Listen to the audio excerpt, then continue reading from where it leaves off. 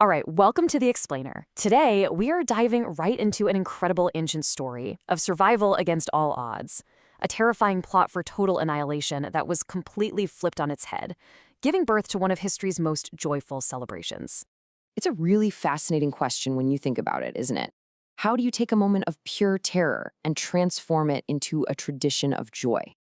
Well, to get to the bottom of this, we've got to look at a royal decree that came out of the ashes of a deadly plot, one that created a holiday that's managed to endure for thousands of years.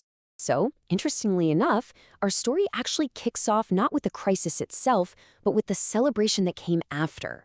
It was all laid out in an official letter sent by a man named Mordecai to every corner of a vast kingdom ruled by the powerful King Xerxes.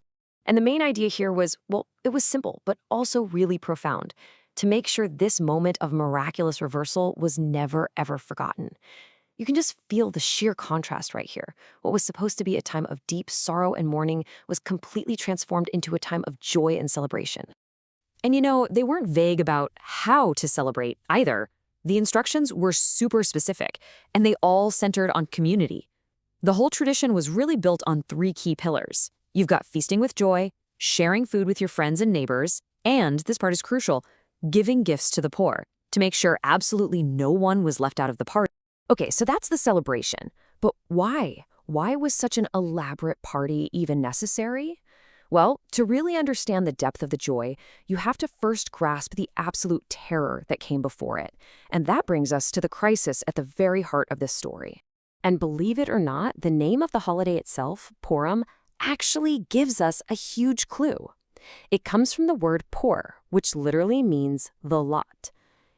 Think of it like rolling dice or drawing straws, using chance to decide a terrible, terrible fate. And this is where things get really chilling. This seemingly random act is at the absolute heart of the story. A very powerful official named Haman, who was an enemy of the Jewish people, came up with a genocidal plot. And to pick the exact date for their empire-wide destruction, he cast the poor, leaving their fate up to nothing more than a roll of the dice. But then, in what has to be one of the most incredible turnarounds in history, the whole evil scheme just backfired spectacularly. Once the plot was exposed, the king didn't just put a stop to it. He issued a counter-order that turned Haman's own wicked plan right back on him. And the fallout was, wow.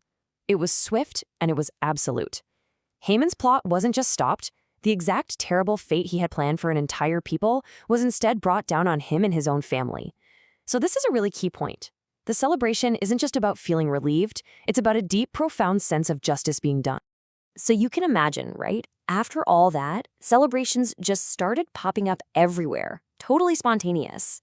But that brings up a good question. How does that kind of grassroots relief turn into an official, legally binding tradition that lasts for all future generations? And what I find really fascinating about this part is that it wasn't just some king saying, okay, now we have a holiday.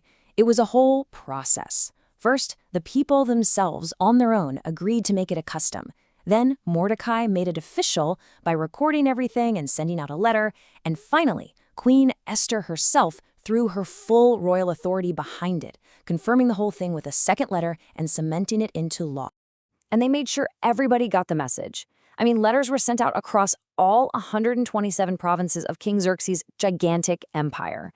They were making sure this new tradition was understood from one end of the known world all the way to the other. And get this, these weren't just dry legal notices.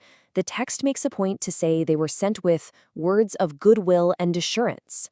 This was about establishing a new era of peace and security, really reinforcing that positive, unifying spirit of the new holiday. All right, so for our final section, let's zoom in on the person at the center of all this, Mordecai, and see how this whole ordeal shaped his legacy forever. So, after all was said and done, Mordecai's status just skyrocketed. He was promoted to a position of incredible power, becoming second in command to King Xerxes himself, who was pretty much the most powerful ruler on Earth at the time. But here's what's really telling. His power wasn't just about his government job. Yeah, he was second to the king, but he was also seen as preeminent, the most important figure, and deeply loved within his own community. And that kind of makes you wonder, right, where did all that profound respect come from? Well, the text tells us exactly why. His high esteem wasn't because of his fancy title or because he was close to the throne. It came from what he did with that power. It's right there. He worked for the good of his people and spoke up for the welfare of all the Jews. And that, right there, leaves us with a pretty powerful idea to chew on. This ancient story suggests that true greatness isn't measured by your rank or how much power you have, but by your commitment to serve and your courage to speak up for the well-being of others. It's a timeless lesson on leadership, born from a crisis that was transformed into a celebration that still echoes to this day.